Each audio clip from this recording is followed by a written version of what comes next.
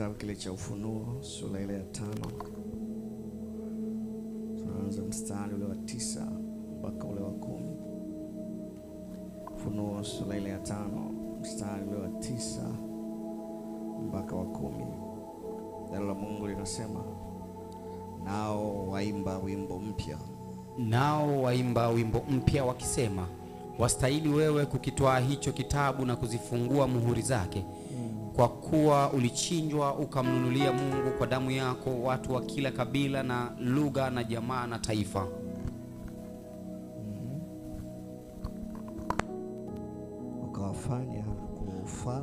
Ukawafanya kuwa ufalme na makuhani kwa Mungu wetu, nao wanamiliki juu ya nchi. Bwana Yesu asifiwe. Haleluya.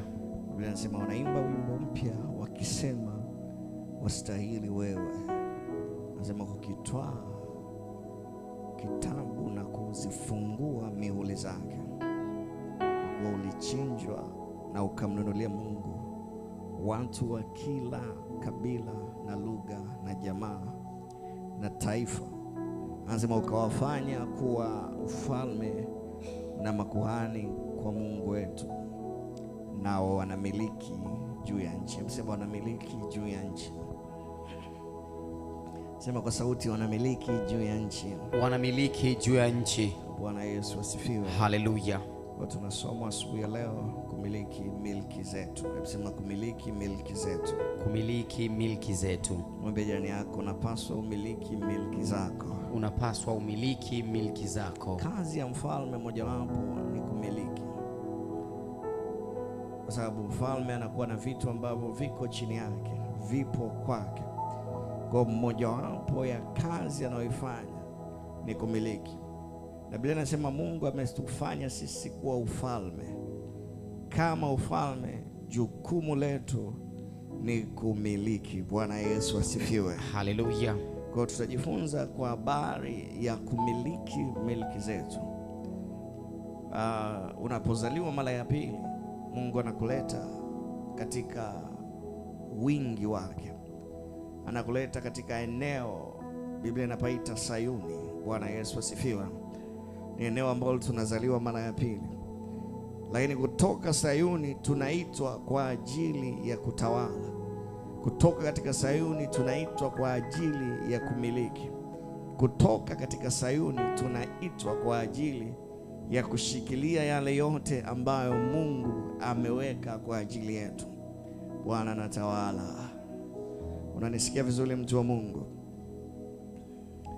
Na Mungu kusudi lake kwa ajili yetu ni kwamba tusimamishe ufalme wake, ni kwamba tumpe utukufu kwa vile ambavyo tunafanya kwa ajili yake, kwa sababu sisi kama ufalme wa mbinguni ni sehemu ya ufalme wa Mungu, ni sehemu ya mkono wa Mungu ulioachiliwa duniani.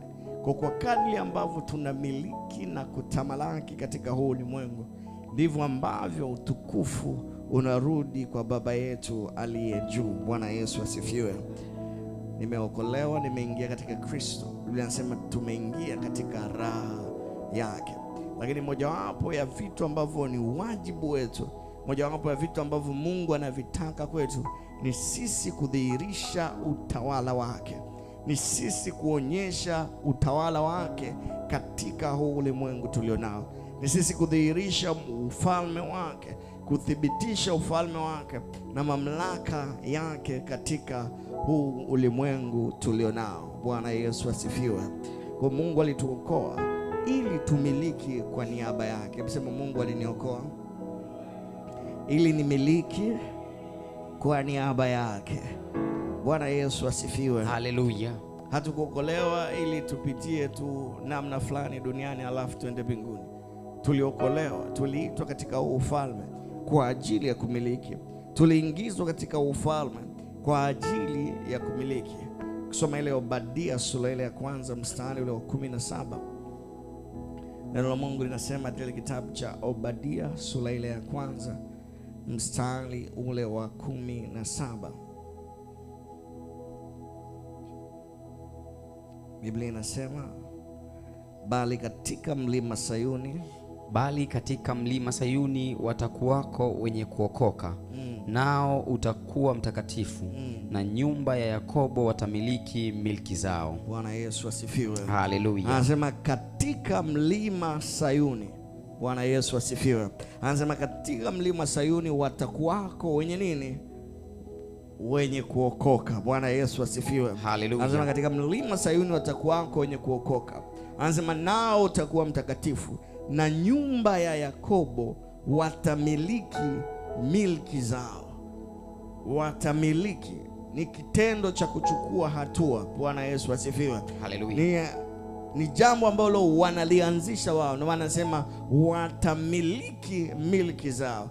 Sio kwamba Mungu atawapa wao kumiliki milki zao. Anasema watamiliki milki zao. Watatawala juu ya hilo eneo. Watachukua kilicho chao. Bwana Yesu asifiwe. Haleluya. Bwana anatawala. Bwana ameshinda. Anasema na nyumba ya Yakobo itakuwa moto, na nyumba ya Yusufu itakuwa mwali wa moto, na nyumba ya Esau itakuwa mabua makavu, nao watawaka kati yao na kuwateketeza, wala hatasalia mtu wa yeyote katika nyumba ya Esau, kwa kuwa Bwana amesema hayo. Jina la Bwana libarikiwe. Bwana Yesu asifiwe. Kwa sisi kama watu tuliozaliwa mara ya pili tumeufikia Sayuni. Biblia inasema katika kitabu cha Waebrania, mmeufikia mlima mtakatifu wa Mungu, mmefikia mji mtakatifu wa Yerusalemu. Bwana Yesu asifiwe. Kwa tuko Sayuni, lakini hatuko tu Sayuni na kwa ajili tu ya kuimba. Haleluya. Hatuko tu Sayuni kwa ajili ya kumtukuza Mungu. Namna mojawapo ambayo tunadhihirisha ni utawala wa kimungu. Amen. Amen. Sema tena, utawala wa kimungu. Utawala wa kimungu. Bwana Yesu asifiwe. Haleluya. Waraka wa kwanza wa Timotheo sura ya 6 mstari ule wa 12. Waraka wa kwanza mstari ule wa waraka wa kwanza Timotheo sura ya 6 mstari ule wa 12. Biblia inasema, piga vita vile vizuri vya imani. Piga vita vile vizuri vya imani, shika uzima ule wa milele ulioitiwa, ukaungama maungamo mazuri mbele ya mashahidi wengi. Bwana Yesu asifiwe. Anasema piga vita vizuri vya imani. Bwana Yesu asifiwe. Kwa nini kuna vita vya imani? Namna mojawapo ya kumiliki ni lazima upigane vita. Bwana Yesu asifiwe. Haleluya. Wafalme wote wanaelewa ufalme hausimami kwa sababu tu umekuwepo. Ufalme unasimama kwa sababu mamlaka yanasimamiwa, yanaachiliwa. Utawala unaachiliwa juu ya sehemu. Kwa anasema piga vita vile vizuri vya nini?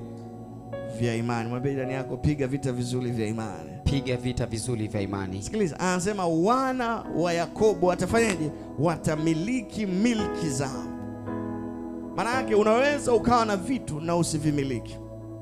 Haleluya. Bwana Yesu asifiwe. Bwana Yesu asifiwe. Haleluya. Unanielewa vizuri? Kuna vitu vinaweza vikawa ni haki zako katika Kristo. Kuna vitu vinaweza vikawa ni vya kwako katika ufalme wa Mungu. Mungu ameviachilia kwa ajili yako. Mungu amesema kwa ajili yako, lakini visiwe chini ya milki yako. Maana anasema piga vita vizuri vya imani. Anasema shika nini? Uzima wa milele. Mwambie jirani yako, shika uzima wa milele. Shika uzima wa milele. Maana shika ile namna ya kimungu ulionayo. Kamatia ile namna ya kiungu ulionayo. Shikilia ile namna ya mbinguni ambayo ulionayo. Anasema ukaungame maungamo mazuri. Bwana anatawala. Bwana Yesu asifiwe. Kwa hakuna kumiliki pasipo vita. Hakuna kumiliki pasipo kushinda zile miliki. Bwana Yesu asifiwe. Hakuna kumiliki mpaka umeweza kuvipiga vita vizuri vya imani. Jina la Bwana libarikiwe. Haleluya. Nilikuwa natafakari asubuhi, Bwana aliniletea kisa kimoja. Ukisoma Biblia unaona wana wa Israeli wamevuka mto Yordan. Biblia inasema Yordan imepasuka na wana wa Israeli wamefanyaje? Wamevuka, wameingia ile nchi ambayo Bwana aliwaambia. Haleluya. Wamefika nchi ya maziwa na nini? Na asali. Lakini kuingia kwao katika hiyo nchi hakukuishia hapo. Bwana Yesu asifiwe. Hallelujah. Kuna maeneo ilibidi wayamiliki. Mungu alimpa hayo maeneo Ibrahim tokea mwanzo. Mungu alimpa Ibrahim hayo maeneo tokea anamuita. Anamwambia nchi hii nitakupa wewe na uzao wako. Kwa hiyo ilikuwa ni mali ya nani? Ya Israeli. Bwana Yesu asifiwe. Lakini walipaswa waimiliki. Kwa hiyo Yoshua na waingiza wana wa Israeli katika ile nchi, ila wana kazi ya kuimiliki. Hebu sema wana kazi ya kuimiliki. Wana kazi ya kuimiliki. Bwana Yesu asifiwe. Hallelujah. Nikuonyeshe mstari mmoja very interesting. Yoshua sura ile ya 13 mstari ule wa kwanza. Yoshua sura ile ya 13 mstari ule wa kwanza. Yoshua 13 mstari ule wa kwanza. Neno la Mungu linasema basi Yoshua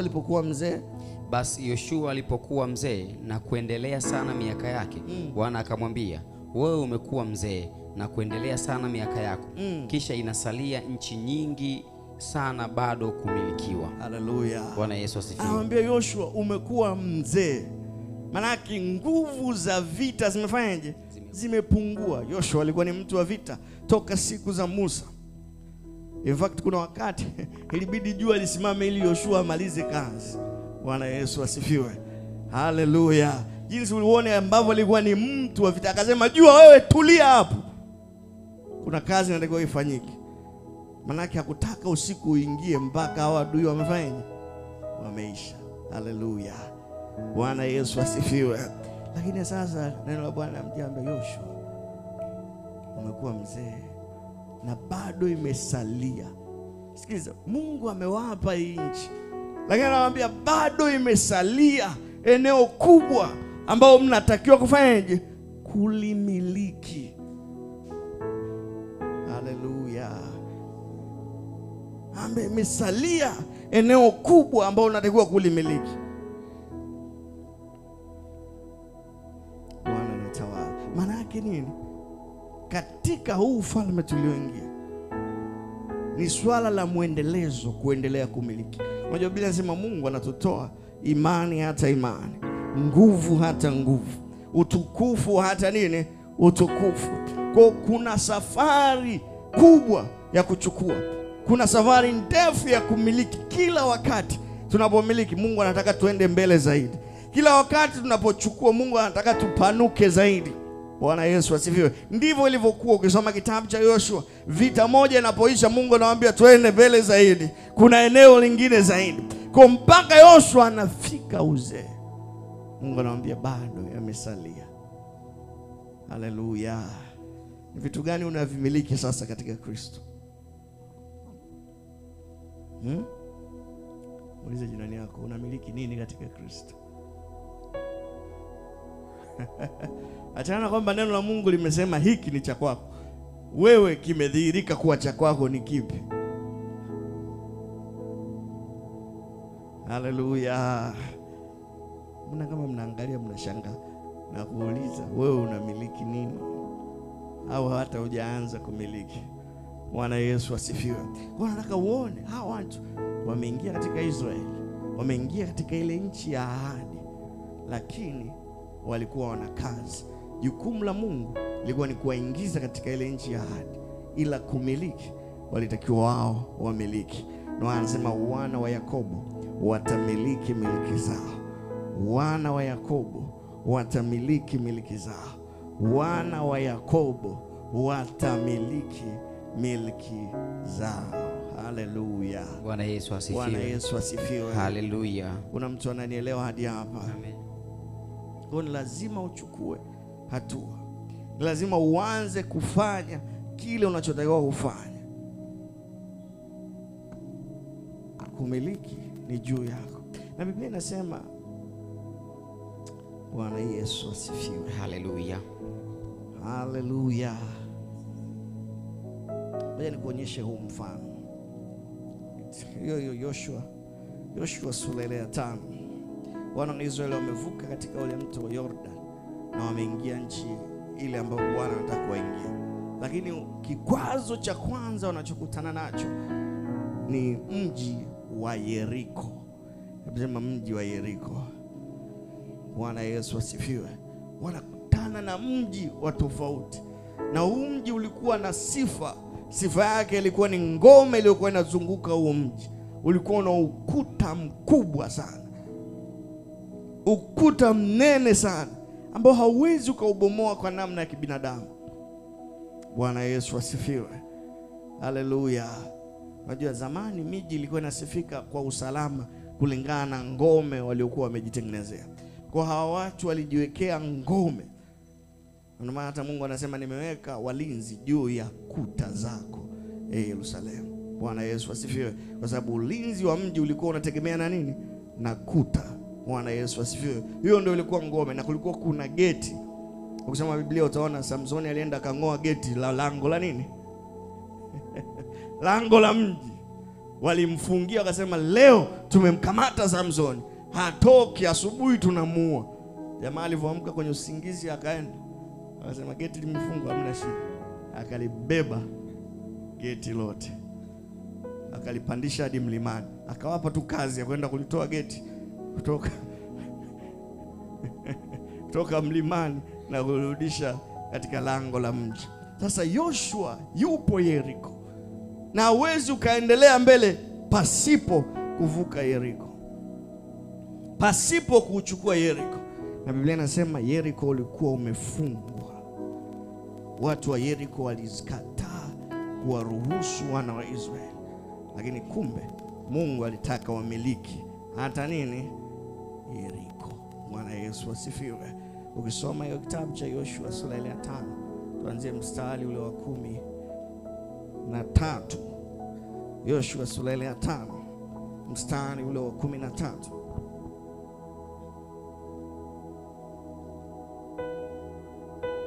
Biblia inasema ikawa hapo Yoshua alipokuwa karibu na mji wa Yeriko, akavua macho yake na kuangalia, na tazama, mtu mume akasimama kumkabili mbele yake, naye alikuwa na upanga wazi mkononi mwake. Yoshua akamwendea na kumwambia, je, wewe upande wetu au upande wa adui zetu? Akasema, la, lakini nimekuja sasa nili amiri wa jeshi la Bwana. Yoshua akapomoka kiusouso hata nchi, naye akasujudu akamuuliza, Bwana wangu aniambia nini mimi mtumishi wake? Huyo amiri wa jeshi la Bwana akamwambia Yoshua, vua viatu vyako miguuni mwako, kwa kuwa mahali hapo usimamapo ni patakatifu. Yoshua akafanya vivyo. Haleluya. Bwana Yesu asifiwe. Interesting. Hebu soma tena ule mstari wa 13, alafu nione kama umekishika kile alichokisema. Anasema ikawa hapo Yoshua alipokuwa karibu na mji wa Yeriko, akavua macho yake na kuangalia. Akafanyaje? Akavua macho yake. Hebu vua macho yako. Haleluya. Hebu vua macho. Bwana Yesu asifiwe. Inakuonyesha kitu fulani, alikuwa anaangalia tofauti na macho ya kibinadamu. Bwana Yesu asifiwe. Kwa wakati yuko pale, akaona mtu anakuja, ameshika upanga. Akamwambia, uko upande wetu? Yaani ilikuwa ni mambo mawili kwa mujibu wa hiyo kauli. Uko upande wetu au upande wa adui zetu? Kama upande wetu karibu, kama upande wa adui zetu tunalianzisha. Ndio maana, kwa sababu walikuwa katika vita. Akamwambia, bwana mdogo. Akamwambiaje? Mimi ni amiri jeshi. Haleluya. Anasema mimi ni amiri wa majeshi ya nani? Bwana Yesu asifiwe. Haleluya. Akasema nimekuja sasa nili amiri wa jeshi la Bwana. Biblia inasema Yoshua akapomoka kiusouso. Manake akaangukia uso wake. Haleluya. Bwana Yesu asifiwe. Naye akasujudu. Sikiliza, huyu hakuwa tu malaika. Kwa sababu malaika angekataa kusujudiwa na mwanadamu. Kwa alipomwona Yoshua akatambua kama ni amiri. Ukisikia mtu ni mkuu wa majeshi, unajua ni kiongozi wa nini? Wanajeshi. Kwa mfano katika serikali yetu tunaposikia amiri jeshi, maana yake ndio nani? Rais, si ndio? Bwana Yesu asifiwe. Kwa aliposema mimi ndiye amiri wa jeshi la Bwana, Maana yake yeye ndiye Bwana wa majeshi. Bwana Yesu asifiwe. Kwa alipomwona, anasema aliposikia maneno akapomoka uso, akaanguka, akasujudu. Alafu jamaa akamwambia, vua viatu vyako. Haleluya. Haleluya. Kama ambavyo sauti ilitoka katika kijiti kinachowaka moto ikimwambia, vua viatu vyako Musa. Mahali hapa ni nini? Mahali patakatifu. Kwa Mungu alikuwa anajitambulisha kwa Yoshua. Soma sura ya 6 mstari ule wa kwanza. Basi Yeriko ulikuwa umefungwa kabisa kwa sababu ya wana wa Israeli. Hapana mtu aliyetoka wala hapana mtu aliyeingia. Bwana akamwambia Yoshua, tazama, nimeutia Yeriko katika mkono wako na mfalme wake na mashujaa wake. Nanyi mtauzunguka mji huo, watu wote wa vita, mkiuzunguka mji mara moja. Fanya hivi siku 6. Na makuhani 7 watachukua tarumbeta 7 za pembe za kondoo waume mbele ya hilo sanduku, na siku ya 7 mtauzunguka mji mara 7, nao makuhani watapiga tarumbeta zao. Kisha itakuwa watakapopiga hizo pembe za kondoo mume kwa nguvu, nanyi mtakaposikia sauti ya tarumbeta, watu wote watapiga kelele kwa sauti kuu, na ukuta wa mji utaanguka chini pale pale, na hao watu watapanda, kila mtu akiendelea mbele kukabili. Haleluya. Kwa anamwambia, mimi ni amiri jeshi wa jeshi la Bwana. Anakuja kumpa mbinu za vita. Bwana Yesu asifiwe. Anasema mbinu za vita. Haleluya. Haleluya. Bwana Yesu asifiwe. Mbinu ya vita. Kwa sababu nimekwambia kwa namna ya kibinadamu isingewezekana kuangusha ule ukuta. Ulikuwa ni mnene sana. Ngome kweli kweli. Unaonaga ule ukuta kama umeangalia hata kwenye mitandao, ukuta wa China unaona watu wanatembea juu yake. Si ndio? Ni mpana kiasi fulani. Sasa ule ni kitu kidogo. Wana theolojia wanasema ukuta wa Yeriko magari yalikuwa yanaweza kupishana pale juu ya ukuta.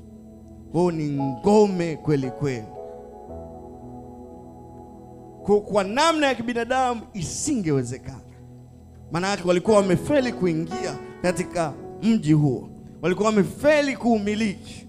Lakini ikabidi amiri jeshi wa majeshi ya Bwana aje. Bwana Yesu asifiwe. Haleluya. Anaanza kumwambia, Bwana Yesu asifiwe. Haleluya.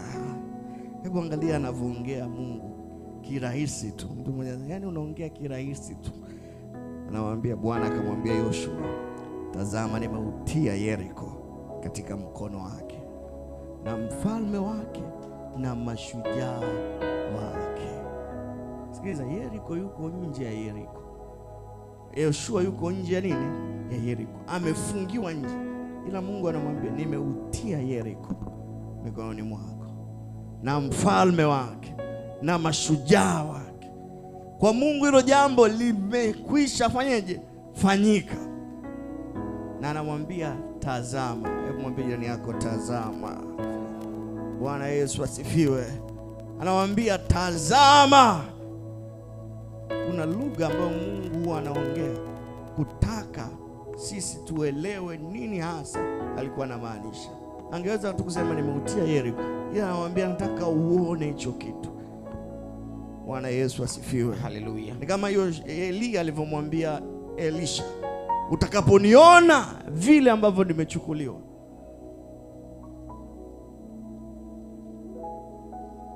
Hicho kitu unachokitaka kitakuwa cha kwako. Sharti umeniona.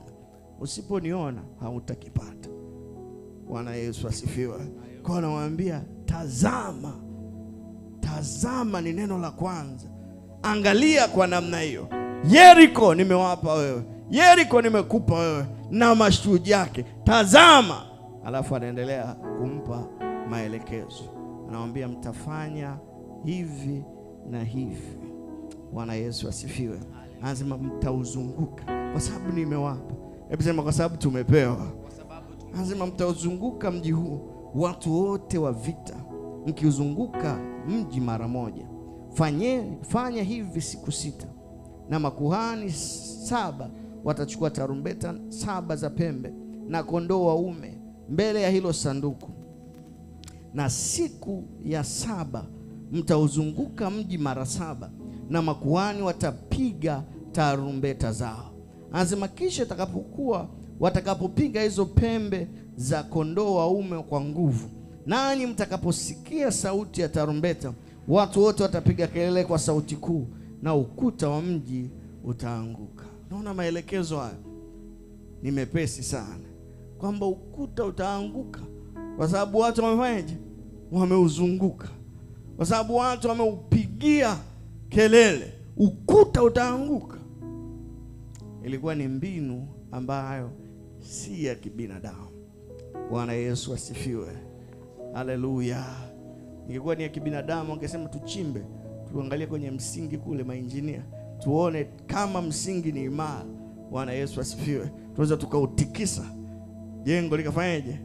Likaanguka. Lakini Mungu anawaambia mzunguke. Bwana Yesu asifiwe. Mambo 5 kwa ajili ya kumiliki miliki zako. Naanza kuambia kwa uchache, kwa ufupi. Jambo la kwanza, Mungu anasema nini kuhusiana na hiyo hali ulionayo au hicho kitu unachotaka kumiliki? Mungu anasema nini? Nasema Mungu anasema nini? Bwana Yesu asifiwe. Kwa sababu vitu vingine haiwezekani kwa namna ya kibinadamu kuvichukua. Haiwezekani kwa namna ya kawaida kuvichukua. Kwa sababu inawezekana vimekuwepo hapo tangu vizazi na vizazi, tangu enzi na enzi. Kwa utahitaji neno la Bwana, utahitaji mbinu za Bwana, kama Yoshua alipohitaji nini? Mbinu za Bwana. Bwana Yesu asifiwe. Haleluya. Unanisikia vizuri eh? Bwana amesema nini? Anasema nini juu ya hicho? Rema ya Bwana ni ya muhimu sana kwa ajili ya kukabiliana na hicho. Naombea watu, naelewa watu wanaweza kuwa na tatizo linalofanana kwa namna ya nje, wanaweza kuwa na shida inayofanana kwa namna ya nje, lakini suluhisho lake lisiwe moja. Bwana Yesu asifiwe. Kwa sababu inategemea na aliyesababisha hilo tatizo alisababisha kwa namna gani. Japo kwa nje mnaona yanafanyaje? Yanafanana. Bwana Yesu asifiwe. Kwa utahitaji suluhisho la kimungu, utahitaji mbinu za kimungu kuhusiana na hiyo hali. Haleluya. Bwana Yesu asifiwe. Unajua kwa nini Yeshua alikuwa nje ya mji wa Yeriko? Alikuwa akitafakari, lazima alikuwa akisubiri Bwana atamwambia nini. Alikuwa akisubiri namna ya kimungu, kwa sababu siku zote anaelewa kwamba Bwana alimwambia niko pamoja nao. Bwana Yesu asifiwe.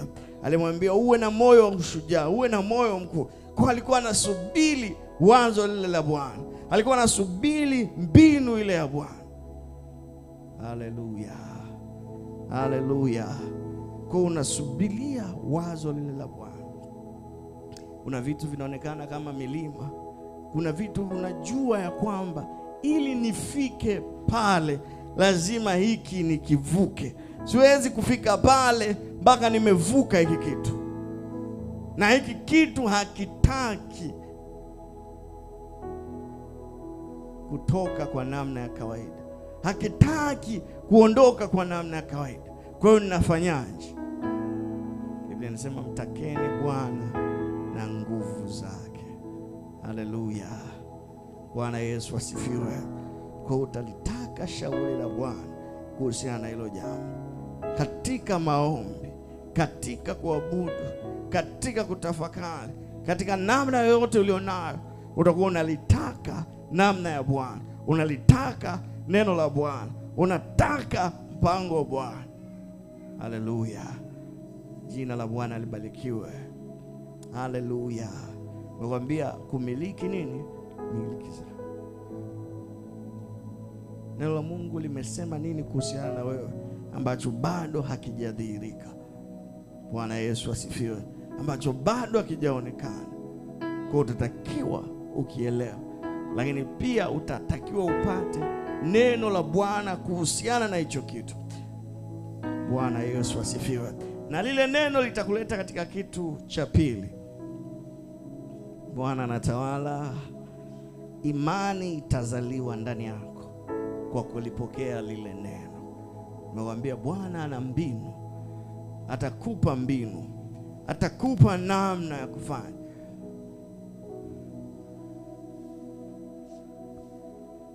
Mtu mmoja aliniambia, yani nimejaribu mbinu zote kumshawishi msimamizi wangu wa kazi, bosi wangu wa kazi, kwa habari ya project fulani, lakini kila nikipeleka mapendekezo hata hajaisoma anaikataa. Bwana Yesu asifiwe. Hao ananiambia nitaisoma, lakini najua haisomi na anaikataa. Haleluya. Bwana Yesu asifiwe. Ninafanyaje? Ni mlima huo. Amen. Bwana Yesu asifiwe. Kwa ukifikiria kwa akili za kibinadamu utachelewa sana. Litazuiwa kusudi lako. Lakini utahitaji mbinu ya kimungu. Biblia inamuita Roho Mtakatifu kuwa ni mshauri wa nini? Wa ajabu. Hebu sema mshauri wa ajabu. Kwa Kiingereza anasema extraordinary strategist. Yani ni bwana wa mbinu za ajabu zisizo za kawaida.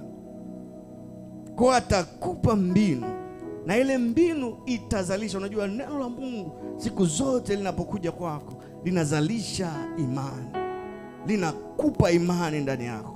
Linakupa ujasiri wa kukabiliana kile kitu. Linakupa kutaka kufanya hata kama wengine hawaoni kama wewe, kwa sababu wewe tayari una nini? Una lile neno.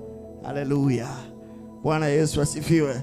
Na wala usitake shauri la wanadamu, kwa sababu wakati huo wenzako hawaoni kama wewe unavyoona, hawasikii kama wewe unavyosikia, lakini wewe una lile neno. Haleluya. Una ule ujumbe, una yale maelekezo ambao unapoyapokea yanazalisha ndani yako hamasa isiyo ya kawaida, shauku isiyo ya kawaida, nguvu isiyo ya kawaida ya kukabiliana na lile jambo. Kwa la kwanza nimekuambia utatakiwa upate shauri la Bwana, upate neno la Bwana kuhusiana na hilo kitu. Lile neno litazalisha ndani yako imani. Hebu sema imani. Imani. Bwana Yesu asifiwe. Haleluya. Haleluya. Bwana Yesu asifiwe.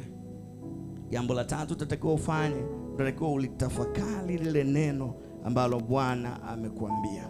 Sema nitafakari lile neno. Unajua tukurudi katika huo mfano wa Yeriko. Kwa nini Mungu aliwaambia wale watu ya kwamba siku 6 wazunguke ule mji kimya kimya? Hebu sema kimya kimya. Manake wasiongee, wangeanza kuongea. Sema jamani, sisi ni wajinga. Kweli ukuta wote huu tuzunguke? Lazima watu wangeanza kuongea vitu vya ajabu. Yani huyo Yoshua ametushika masikio. Tunazunguka. Kwa waliwaambia mkizunguka kimya kimya. Kwa nini? Na ameshawapa lile neno. Bwana anasema kwamba nimewapa huu mji kuwa milki yenu. Kwa walikuwa wanazunguka Yeriko wakitafakari ya kwamba huu mji ni wa kwetu. Haleluya. Haleluya. Tunauchukua huu mji. Kila mtu anatafakari ndani yake. Ndio nguvu ya kutafakari. Bwana Yesu asifiwe. Unashikilia kile kitu ambacho Bwana amesema ndani yako. Kile kitu ambacho Bwana amesema na wewe, unakishikilia. Hauruhusu wazo lingine lolote, hauruhusu sauti nyingine yoyote, hauruhusu chochote kile. Unashikilia. Na Biblia inasema walizunguka ule mji siku 6. Haleluya. 6 days of meditation. Siku 6 za kutafakari. Wanazunguka wakitafakari ya kwamba Bwana amewapa huu mji. Bwana amewapa huu mji. Haleluya. Bwana Yesu asifiwe. Unajua inahitaji subira pia inahitaji uvumilivu wa aina fulani. Na wakati Mungu anapotaka kufanya jambo fulani na wewe, huwa anakupa wakati wa kusubiri. Haleluya. Vitu vikuu, shuhuda kuu huwa zinazaliwa kukiwemo na uvumilivu pia ndani yake. Bwana Yesu asifiwe. Haleluya. Kwa walivumilia. Ushai kuona kuku anavyoatamia mayai? Bwana Yesu asifiwe. Anatamia kwa siku ngapi? 21.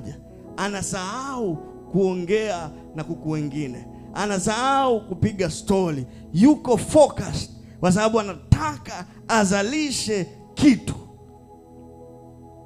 Anataka mayai atotolewe. Mayai hayatatotolewa akiendelea na maisha yake ya kawaida. Bwana Yesu asifiwe. Haleluya. Kwa ratiba zingine zote anakata. Hata akitoka anaenda tu kunywa chakula, kula na kurudi, anakaa pale. Nidhamu ile inapelekea mwendelezo ambao unazalisha joto la kutosha la kutotoa mayai. Haleluya. Bwana Yesu asifiwe. Haleluya. Usipokuwa na hiyo subira, utajikuta unajaribu hiki ndani ya dakika 2 umeacha. Umeanza kuangalia hivi, jamani unaonaje hiki? Bwana Yesu asifiwe. Umeacha, umeingia kitu kingine. Umeacha, umeingia kitu kingine. Lakini Mungu aliwaambia watu kwa siku 6. Haleluya. Wazunguke ule mji kimya kimya. Na huu mji sio mdogo. Unaposikia mji ni kama Ifakara, si ndio? Fikiria umeambiwa uzunguke Ifakara nini? Kimya kimya. Itahitaji nidhamu, itahitaji subira. Bwana Yesu asifiwe. Na Mungu huwa anataka hivyo vitu kwa ajili ya kutengeneza ukuu ndani yako. Haleluya. Bwana Yesu asifiwe. Itahitaji uzime hiyo simu wakati fulani. Amen. Haleluya. Itahitaji wakati fulani mwezi mzima uangalie TV. Ukipata tu nafasi huko na neno la Mungu. Kama kuku anafanyaje? Haleluya. Lakini ukiwa hivi kila wakati hautatotolesha, mayai yatakuwa visa. Bwana Yesu asifiwe. Haleluya. Yatakuwa visa. Ndivyo ambavyo vitu vya watu wengi vinaonekana kama vinakuja kutokea, lakini wanakuwa distracted, wanatoka katika kusudi, alafu vinaharibika kwa sababu hawakuwa makini. Biblia inasema siku ile ya saba, Bwana Yesu asifiwe, kwa utakapotafakari utakuwa unaona hiki kitu kinakuwa halisi siku hadi siku. Bwana Yesu asifiwe. Kila siku utakuwa unaona kuna ongezeko tofauti na jana. Uhalisia wake ni tofauti. Na mwisho wa siku utasikia sauti ya ushindi ndani yako. Na ndio maana siku ile ya saba anasema wanapozunguka ule mji, wanaozunguka kwa nini? Kwa shangwe. Haleluya. Bwana Yesu asifiwe. Wanaozunguka sio kwa sababu ukuta umeanguka, kwa sababu Bwana amesema kwa siku ya saba wanapiga shangwe la nguvu. Haleluya. Na katika lile shangwe ndio kuta zinafanyaje? Zinaanguka. Haleluya. Bwana Yesu asifiwe. Haleluya. Kwa nimekwambia cha kwanza utahitaji neno la Bwana. Kulisikia neno la Bwana. Ulisikie neno la Bwana kuhusiana na hicho kitu. Shauri la Bwana kuhusiana na hicho kitu litazalisha imani ndani yako. Utaanza kuona yale ambayo Bwana anataka uyaone. Utaanza kuona yale ambayo Bwana amekupa uyaone. Lakini hiyo haitoshi tu. Utahitaji uyatamie. Haleluya. Utahitaji uyatamie hayo maono. Utahitaji uyatamie ile azai. Hivyo vitu ambavyo unataka vitokee lazima uviatamie. Nisikilize mtu wa Mungu, kanuni za Mungu hazijabadilika. Japokuwa wanadamu wamejitahidi kurahisisha maisha, lakini kanuni za kimungu bado ziko pale pale. Haleluya. Bwana Yesu asifiwe. Kwa mchakato wa kimungu lazima ufuatwe. Amen. Unajua watu wamerahisisha maisha, kuna sijui pressure cooker, si ndio? kuna internet yenye kasi ya ajabu. Lakini mambo ya kimungu yanaenda vile vile, kasi ya Roho Mtakatifu. Bwana Yesu asifiwe. Namna ile ile ya kimungu, kwa sababu Mungu anaelewa anachokifanya. Haleluya. Bwana Yesu asifiwe. Kwa hiyo cha tatu, utatafakari. Take time, chukua muda kutafakari. Hayo unayoyataka yatotolewe, hayo unayoyataka yazaliwe. Mji haukujengwa ndani ya siku moja. Bwana Yesu asifiwe. Mji wote unaouona haukujengwa ndani ya nini? Ya siku moja. Ulichukua muda. Kitu chochote kizuri ambacho kinadumu kilitengenezwa ndani ya muda unaotakiwa. Bwana Yesu asifiwe. Kwa kuna muda unaotakiwa kwa ajili ya suluhisho la jambo lolote ile unalolitaka, na lazima utimize hilo sharti. Na nne, nimekwambia utasikia sauti ya ushindi ndani yako. Utasikia sauti ya ushindi ndani yako, na utosubiri kuangalia kama imetokea. Utashangilia pamoja na Bwana. Inawezekana ikawa ni wimbo unatoka ndani yako wa kusifu, inawezekana ni maneno ya shukrani yanatoka ndani yako. Lakini wakati huo ndio vile vitoto vinaanza kutoka katika mayai. Bwana anatawala. Haleluya. Tusimame.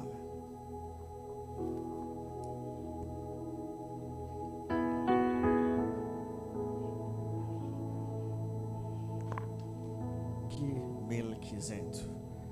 Bwana Yesu asifiwe. Naamini umekamata vitu asubuhi ya leo. Amen. Kuna mtu ameelewa tunachokisema siku ya leo? Bwana Yesu asifiwe. Hebu inua mikono yako mshukuru Mungu. Shukuru Mungu, shukuru sana. Rabasata karada. Rabasate kebere goria masikataka.